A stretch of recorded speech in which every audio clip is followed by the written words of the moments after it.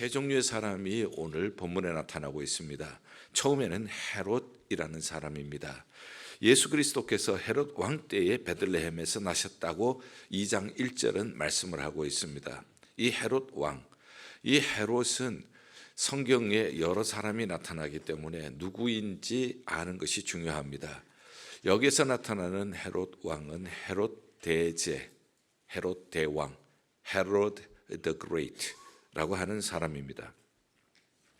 이 사람은 유대인이 아닙니다. 에돔 사람입니다. 그런데 정치적으로 아주 탁월한 감각을 가진 사람입니다. 군사적으로도 용맹스럽고 지략이 뛰어난 그러한 사람입니다. 그리고 자기가 분봉 왕으로 다스리는 유다 지역에 유대인들의 마음을 사기 위하여서 성전을 지어주기도 한 사람입니다. 그렇기 때문에 예수님 당시의 성전을 헤롯 성전이라고 우리는 부릅니다. 자, 이렇게 그가 정치적으로도 군사적으로도 용맹스럽고 지략이 뛰어나고 그리고 유대인들에게 마음도 살 줄 아는 사람입니다만은 동시에 그는 아내와 장모를 죽인 사람입니다. 그의 아들들도 죽인 정신적인 질병을 앓고 있었던 폭군이었습니다. 만왕의 왕이신 예수 그리스도, 선한 목자이신 예수 그리스도께서 폭군이 다스리는 시대에 탄생하셨다는 얘기입니다. 선하신 목자 예수 그리스도께서 위험천만한 시기에 태어나셨다 하는 그러한 의미이기도 합니다. 자, 이 사람은 가만히 보면은 두 얼굴의 사람입니다. 한 얼굴로는 평화도 얘기를 하고 자선도 베풀고 아주 탁월한 그런 정치력도 군사력도 펼쳐 보이는 사람입니다만은 동시에 한편으로는 언제 누구를 죽일지 모르는 두 얼굴을 가진 사람입니다. 로마 정부의 아부를 잘 했습니다. 그래서 로마의 황제가 그를 유다 지역의 분봉 왕으로 세우게 되어졌죠.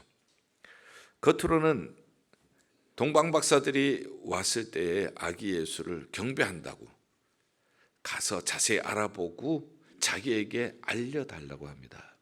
그러나 그는 두 얼굴의 사람인 것처럼 동방 박사들이 꿈에 다른 길로 가라는 이야기를 듣고 다른 길로 갔을 때 그는 베들레헴 지역의 아이들을 다 죽입니다. 한번 2장 16절을 볼게요. 마태복음 2장 16절, 이에 헤롯이 박사들에게 속은 줄 알고 심히 노하여 사람을 보내어 베들레헴과 그 모든 지경 안에 있는 사내 아이를 박사들에게 자세히 알아본 그때를 기준하여 2살부터 그 아래로 다 죽이니, 2살 아래의 남자아이들이 다 죽은 거예요. 그러니 그 집안에는 큰 재앙이죠. 엄마들의 부르짖는 통곡 소리는 얼마나 컸겠습니까? 자, 우리는 성탄을 앞에 두고 예수 그리스도의 탄생을 앞에 두고 헤롯이라고 하는 사람을 만나게 되어집니다. 이 사람은 세상 왕을 상징하는 사람입니다. 헤롯은 자기 성취, 자기 성공 신화에 빠져 있는 사람입니다. 권력, 물질, 그리고 쾌락, 아내가 10명이나 되었어요. 거기에 노예가 되어 있는 사람이었습니다. 기독교, 예수 그리스도를 살해하려고 하는 것을 통해서 기독교를 박해하고 적대시하는 세상 권력이라고 우리는 볼 수도 있습니다. 자, 이렇게 성탄을 맞이하는 헤롯이라고 하는 사람, 그러나 그 사람뿐만 아니라 어쩌면 오늘의 그리스도인이라고 얘기를 하지만 헤롯을 닮은 그리스도인들도 헤롯이라고 하는 그 범주 안에 들어가지 않겠나 싶은 생각이 들어갑니다.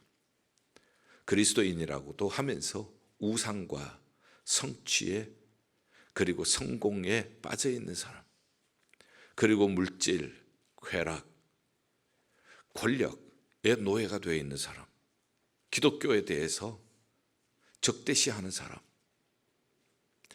교회를 핍박하는 사람, 바로 이러한 사람, 자기도 모르는 사이에 헤롯을 닮아가는 그리스도인들도 이 헤롯이라고 하는 사람의 세상 왕의 범주에 따라가는 사람이라고 볼 수도 있겠습니다. 두 번째, 성탄을 맞이하는 사람의 모습이 소개되고 있습니다.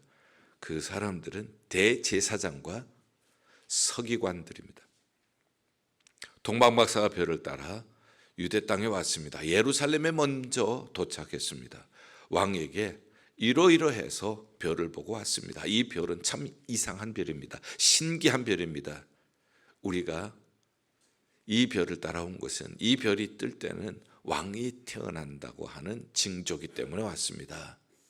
자, 이렇게 얘기를 했더니 헤롯 왕이 대제사장과 서기관들을 불렀습니다. 그리고 그들에게 어디에서 구세주가 만왕의 왕이 태어나는지 그것을 알려달라고 했습니다. 그때 그들은 성경을 연구하는 사람입니다. 성경을 가르치는 사람입니다. 그래서 주저하지 않고 대답을 하죠. 그래서 마태복음 2장 6절에 대제사장과 서기관들의 대답이 나옵니다. 거기 보면 니은이라고 나와 있죠. 이 니은이라고 하는 것은 관주를 보라는 것입니다. 밑에 관주가 있는 분은 보면은 미 5장 2절로 되어 있습니다. 미가서 5장 2절, 구약의 미가 선지자가 예수 그리스도께서 메시아로 오실 터인데 그가 어디에서 탄생하실 것인가 하는 것을 알려주고 있습니다. 미가서 5장 2절에 나온 말씀을 마태복음 2장 6절에 기록을 하고 있습니다. 또 유대 땅 베들레헴아, 너는 유대 고을 중에서 가장 작지 아니하도다. 내게서 한 다스리는 자가 나와서 내 백성 이스라엘의 목자가 되리라 하였음이니이다. 그래서 우리는 예수 그리스도께서 탄생하실 장소를 예언한 선지자 하면은 미가 선지자, 어디에 나옵니까 하면은 미가서 5장 2절 이렇게 얘기하면 되죠. 여기 자세히 보면은요, 베들레헴은 예루살렘에 비해서 작은 마을입니다. 그런데 작지 않다고 얘기를 하고 있어요. 왜? 메시아가 탄생하셨기 때문에. 비록 작은 베들레헴이라도 만왕의 왕이 태어나시면은 베들레헴은 작지 않다는 것입니다. 비록 내가 작은 사람일지라도 내 안에 만왕의 왕이신 예수 그리스도를 모시고 산다면은 나는 작은 사람이 아닐 것입니다. 비록 우리 가정이 작은 가정이라고 생각될지라도 만왕의 왕이신 예수 그리스도께서 우리 가정의 주인이 되어 주신다면은 우리 가정은 결코 작은 가정이 아닐 것입니다. 아무리 예루살렘처럼 크고 화려한 도시일지라도 예수 그리스도께서 태어나지 않으신다면은 그곳은 큰 곳이 될 수 없다는 뜻입니다. 이 세상의 명예나 이 세상의 물질이나 이 세상의 권력이 대단해 보일지라도 예수 그리스도가 없다면은 큰 사람이 될 수가 없다는 그러한 뜻이겠죠. 자, 어쨌든 이제 우리는 성탄을 맞이하는 대제사장과 그리고 서기관의 모습을 볼 수가 있습니다. 성경에 이른 것처럼 경건의 모양은 있습니다. 대제사장이라고 하는, 서기관이라고 하는 경건의 모양은 있습니다. 그러나 경건의 능력은 없습니다. 이것이 오늘날 우리에게 적용을 해본다면 종교라고 하는 것을 사치나 장식품이나 이기적인 목적을 충족시키기 위한 수단으로 여기는 사람이라고 볼 수가 있습니다. 교회는 나오지만은 습관적으로 교회는 출석하고 있지만은 그렇지만은 경건의 능력이 없는 사람, 오랜 세월 동안 신앙생활을 하고 믿은 지 오래가 되지만 은혜의 감격을 체험해보지 못한 사람, 진정한 회개의 눈물을 흘려본 적이 없는 사람, 한번 예수 그리스도께 나의 전생애를 바쳐서 헌신해보려고 하는 의지도 없었던 사람, 성탄절을 맞이하면서 하나의 감격도 기쁨도 설레임도 없이 행사로 지나치는 사람, 바로 이런 사람이 성탄을 맞이하는 대제사장과 서기관의 무리가 아닌가 생각을 해봅니다. 세 번째 종류의 사람은 동방박사입니다. 동방 박사라고 하는 것은 동쪽에서 온 사람입니다. 이것을 이해하기 위해서 성경 지리를 잘 이해를 하셔야 합니다. 지중해가 있습니다. 지중해 옆에 팔레스타인이 있죠. 유대 땅이 거기에 있습니다. 이곳을 중심으로 여기에 베들레헴에서 예수님이 태어나셨기 때문에 이걸 중심으로 동방인 거예요. 그래서 동쪽입니다. 동쪽은 어디인가? 자, 여기에서 동쪽으로 가려고 하면은요, 사막을 지나야 합니다. 아라비아 사막을 지나야 합니다.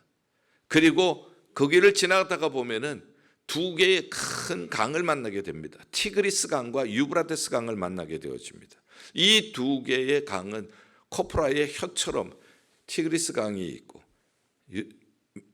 그리고 유브라데스 강이 있고 이렇게 갈라져서 페르시아만으로 흘러 들어가게 되어집니다. 이 동방은 페르시아를 의미합니다. 페르시아의 별을 연구하는 천문학자입니다. 여기에서 페르시아에서 유대 땅으로 오려면은 티그리스 강, 유브라데스 강을 지나야 하는 겁니다. 그리고 아라비아 사막을 지나야 하는 거예요. 적어도 40일은 좋게 걸리는 거리입니다. 사막을 건너려고 하면은 사막은 낙타가 사막의 중요한 교통 수단이 되겠죠. 낙타를 타고. 그래서 동방박사들은 거의 낙타를 타고 가는 모습으로 우리가 그림이 그려지는 것을 보게 되어집니다. 그런데 별을 따라가는 겁니다. 별이라고 하는 것은 밤에 잘 보이지 낮에 잘 보이지 않습니다. 그래서 별을 따라가는데 그 별을 따라 잘 가기 위해서는 어쩌면은 밤에도 이동을 했을 가능성이 있습니다. 그리고 거기엔 도둑떼들이 많이 있는 곳입니다. 황금과 유향과 모략은 귀중한 보배들입니다. 도둑들의 아주 좋아하는 타겟이 되겠죠. 그저 별을 따라서 가는 거예요. 왕이 태어났다고 하는 이 징조를 보고 따라가는 것입니다. 목숨을 무릅쓰고 가는 겁니다. 가다가 보면은 어쩌면은 질병의 위험도 있을 것입니다. 도적대의 위험도 있을 것입니다. 그것을 다 무릅쓰고 자기 마음속에 가장 큰 빛을 따라가는 것입니다. 왕이 태어나셨다는 것. 그 왕을 만나기를 원하는 그 갈망 하나, 그것을 가지고 그는 모든 것들을 버려두고 갑니다. 황금과 유향과 모략과 같은 귀한 것을 준비하기 위해서는 어쩌면은 자기 가정에 있는 소중한 것들을 다 팔고 준비를 해야 할 수도 있을 거예요. 그리고 먼 길을 40일 동안 별을 따라 가고 있는 모습을 우리는 보게 되어집니다. 이것이 바로 헌신이죠. 태어나신 왕께 경배하기 위하여서 헌신을 하는 모습을 동방박사를 보면서 배우게 되어집니다. 귀한 것을 드립니다. 황금과 유향과 모략과 같은 귀한 것을 드립니다. 자기 왕에게 드리는 것도 아니에요. 지금 누군지는 모르지만은 태어나실 왕을 향하여서 지금 가는 것입니다. 자기 왕을 위하여서 준비했다면은 아마 왕이 높은 벼슬, 높은 직책을 줄 수도 있을 거예요. 그러나 아무 보장이 없습니다. 누가 무슨 개런티를 해놓은 것도 아무것도 없어요. 그런데 왕이 태어나신다는 것, 그 왕께 드린다고 하는, 최고의 왕께 드린다고 하는 최고의 선물을 가지고 가는 것, 그 이상도 그 이하도 아니었습니다. 별이 멈췄습니다. 크게 기뻐하고 기뻐했다. 마음속에서 우러나는 기쁨으로 왕을 배운다는 그 기쁨으로 그는 그 집으로 들어갑니다. 그리고 경배를 합니다. 만왕의 왕께 최고의 선물을 드립니다. 최고의 경의를 엎드려서 경배를 합니다. 보배합을 열었다고 하는 것은 마음의 문을 열었다는 것입니다. 자기 마음을 열어서 자기 마음에 있는 최고의 존경, 최고의 사랑, 최고의 기쁨, 그것을 가지고 왕께 드렸다는 내용입니다. 자, 이렇게 해서 우리는 헤롯이라고 하는 사람을 보았고 성탄을 맞이하는 두 번째 대제사장과 서기관의 모습도 보았고, 세 번째는 동방박사의 모습도 보았습니다. 그런데 밤에 하나님의 사자가 다른 길로 가라고 얘기를 했습니다. 이 헤롯이 죽이려고 하니까. 그래서 다른 길로 갔다고 하는 것이 12절에 나오는 말씀입니다. 성탄절을 우리가 맞이하면서 우리는 함께 기뻐하고 침묵회도 하고 성탄의 찬양도 하고 성탄 발표도 하고 우리 어린이들의, 그리고 한 해 동안 고마웠던 사람들 감사의 카드도 쓰고 선물도 나누고 식사도 같이 할 수가 있습니다. 성탄 다음에는 어떻게 될 것인가? 이렇게 우리가 크리스마스를 통해서 기쁘고 즐겁게 우리가 크리스마스를 보내고 그 다음은 어떻게 할 것인가? 공허감으로 끝날 것인가? 오늘 동방박사는 다른 길로 갔다고 하는 겁니다. 다른 길이라고 하는 것은 지금까지 걸어왔던 길, 그 길로 가지 않고 헤롯이라고 하는 그 이름으로 돌아가지 않고 세상 왕이 얘기하는, 세상 왕이 추구하는 그러한 우상 숭배, 성공이라고 하는, 성취라고 하는 우상 숭배, 물질과 쾌락과 권력이라고 하는 것에 노예, 그 길로 가지 않고 다른 길로 갔더라. 대제사장과 서기관들이 신앙을 하나의 형식화하고 자기의 야망을 이루기 위한 수단으로 생각하는 그 길로 가지 않고 다른 길로 갔더라. 성탄절을 맞이하면서 성도님들이 가끔씩 보내주시는 카드를 읽으면서 감동이 되는 글들을 읽습니다. 지난 한 해를 되돌아보면서 신앙적으로 좀 게을렀던 것 같습니다. 이제 성탄절을 맞이하면서 목사님의 말씀을 따라서 이제는 내가 신앙생활을 열심히 하려고 결심을 했습니다. 이렇게 카드를 보내주시는 분들이 계세요. 우리가 신앙생활을 지금까지 해온 것들 좀 게을렀다면 성탄절은, 이 성탄절을 지나면서 모든 열기가 끝나고 공허함 가운데 빠지는 것이 아니라 성탄절을 지나면서 진짜 성탄절이 되는 것이 동방박사가 우리에게 보여주시는 성탄절의 의미입니다. 영적으로 좀 게을렀다면 이제 내가 성탄절을 지나면서 열심을 내겠습니다. 성경 읽기에 게을렀다면 이제 성탄절을 지나면서 내가 성경 읽기에 힘을 내겠습니다. 기도 생활에 게을렀다면 이제 내가 기도 생활에 좀 더 힘을 쏟겠습니다.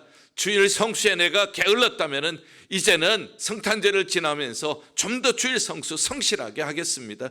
이게 성탄의 바른 의미라고 하는 거예요. 사람과 관계 역시 마찬가지입니다. 한 해 동안 부부 관계에서도 하나님께서 짝지어 주신 귀한 배우자를 소홀하게 생각을 했다면 이제는 회개하고 내가 좀 더 진실한 배우자로 살겠습니다. 그리고 부모와 자녀와의 관계에서도 자녀들에게 좋은 신앙의 본을 보이는 그러한 다른 길로 가겠습니다. 한 해 동안 걸어오면서 내가 그 부분이 좀 부족했다면 이제는 바른 길로 모범을 보이면서 가겠습니다. 이웃과의 관계에서 역시 마찬가지입니다. 그동안 내가 용서하지 못하고 사랑을 베풀지 못했다면 이제는 다른 길로 가겠습니다. 신앙생활을 이제 성탄일이 지나면서 용서하는 길로 가겠습니다. 어려운 사람, 힘든 사람 볼 때에, 그때에 어려운 사람들을 외면했던 것, 이제는 내 손을 펴서 그들에게 사랑을 베풀고 그들에게 주님의 그 빛을 증거하겠습니다. 이게 다른 길이에요. 그래서 동방박사에게는 하나님을 예배하는 헌신이 있습니다. 최고의 주님께 최고의 물질을 드리는 사랑의 헌신이 있습니다. 그리고 다른 길로 가는 순종이 있습니다. 결론적으로 말씀을 드립니다. 동방박사를 보면서 어떤 생각이 드는가? 저는 이 본문을 가지고 수없이 설교를 했습니다. 그런데 금년에는 왠지 동방박사의 모습이 원래 지금 이 시대의 시선으로 보면, 이 시대를 살아가는 사람들의 시선을 보면은 어쩌면은 좀 바보처럼 보인다는 생각이 들어요. 이 시대에는 헤롯과 같은 사람을 똑똑하게 생각을 해요. 이 시대의 사람들은 언제 어떻게 변할는지 몰라요. 점점 폭력화되어 가고 있습니다. 교회에 대해서, 신앙인에 대해서 비난하고 박해를 하는 것이, 그것이 멋있어 보이는 그런 시대에 우리가 살고 있어요. 그 대신에 자기의 성공, 성취가 우상이 되어지고 물질, 쾌락, 권력의 노예가 되어가는 수많은 해롭과 같은 사람들, 그런 사람들의 눈에 보면은 그저 예수님이 좋아서, 그저 예수님께 사로잡혀서 예수님께 그 먼 길 목숨을 무릅쓰고 헌신하고 찾아와서 예배하고 자기의 가장 소중한 것, 옥합을 열을 수 있는, 그래서 주님 앞에 드리는 그러한 헌신, 어떻게 보면 바보처럼 보이죠. 대제사장과 서기관들, 오랜 시간 동안 지식도 있고 성경의 지식도 있고 교회 생활을 하면서 교회 생활은 이렇게 하고 저렇게 해야 된다는 그런 노하우도 쌓였을는지 모릅니다. 그러나 한 번도 주님 앞에 주님이 가장 귀한 분인 것을 고백하면서 내 생명을 드립니다 헌신해 본 적이 없는 사람, 습관적인 신앙인들, 회개의 눈물 한 번도 흘려보지 못한 사람들, 어쩌면 이 사람들이 더 멋있어 보일 수가 있습니다. 신앙은 단순히 자기 욕망을 성취하는 수단으로 보는 사람들이 그것이 똑똑해 보일 수도 있어요. 그러나 동방 박사는 아무것도 없습니다. 그저 주님 사랑하기 때문에 주님 앞에 모든 것을 드리고 싶은 그 간절한 마음 하나밖에 없어요. 개런티 되는 것이 아무것도 없습니다. 황금과 유향과 모략을 바친다고 내게 돌아오는 그러한 보상은 아무것도 없습니다. 단지 예수님이 만왕의 왕이시기 때문에, 단지 예수님이 내 죄를 구원해 주시는 구원자이시기 때문에, 예수님 없이는 나는 못 살기 때문에, 예수님은 나를 사망에서 생명으로 옮겨주셨기 때문에, 예수님이 나의 인생에 가장 존귀하신 분이시기 때문에 그분에게 예배하기 위하여 나는 생명조차 아끼지 아니하고 그분에게 최고의 물질을 드리기 위하여서 아낌없이 보배합을 여는 사람, 오늘에는 바보처럼 보일 수가 있을 것입니다. 그러나 하나님의 눈에는 어떨까? 동방박사를 영어로는 와이즈맨이라고 얘기를 합니다. 하나님의 눈에는, 세상 사람들에게 눈에는 너무 순진한 것 같고 너무 바보처럼 보이지만 하나님의 눈에는 You are wise. 네가 참 현명한 사람이다. 세상이 변하면서 성탄절을 맞이하는 모습도 변해가고 있습니다. 헤롯 왕이 활개를 치고 있습니다. 대제사장과 서기관들이 활개를 치고 있는 세상입니다. 점점 동방박사들은 줄어들고 있습니다. 이러한 가운데 나는 바보라도 좋습니다. 나는 동방박사처럼 주님께 경배하겠습니다. 나는 동방박사처럼 주님께 나의 소중한 것, 가장 귀한 것을 드리겠습니다. 나는 동방박사처럼 다른 길로 지금까지 걸어왔던 길이 아니라 주님이 원하시는 길, 탄생하신 주님께서 기뻐하시는 길로 가겠습니다. 이렇게 한다면 하나님께서 You are wise, 네가 참으로 현명한 사람이라고 말씀해 주실 줄 믿습니다. 어두운 세상에 살고 있습니다. 모두 길을 잃어가고 있습니다. 별이 그 동방박사들을 예수님께 인도했던 것처럼 하나님께서는 이 세상에 우리 한 사람 한 사람을 이렇게 빛으로 불러주셨습니다.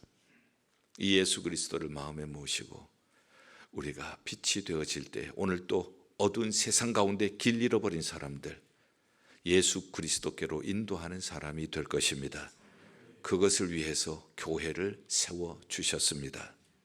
우리 한 사람 한 사람이 이 어두운 세상에 길을 비추는 길잡이가 되기 위해서는 높이 떠야 합니다. 별이 높이 뜨지 않고서는 결코 비칠 수가 없습니다.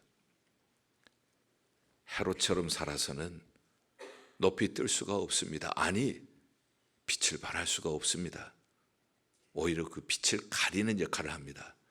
대제사장과 서기관들과 같이 살아서는 길 잃은 자를 인도해 줄 수 있는 그러한 사명을 절대 감당하지 못할 것입니다.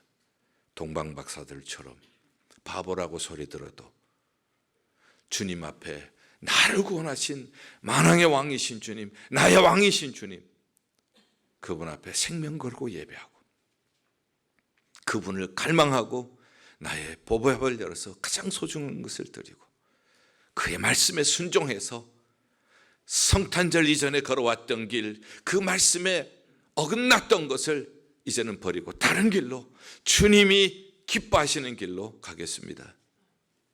우리가 이것을 지킬 때 우리는 높이 뜬 별이 될 줄 믿습니다. 이런 사람들이 모인 곳이 이 캄캄한 시대에 길 잃은 사람을 예수께로 인도하는 별과 같이 빛나는 교회가 될 줄 믿습니다. 어떻습니까, 여러분들?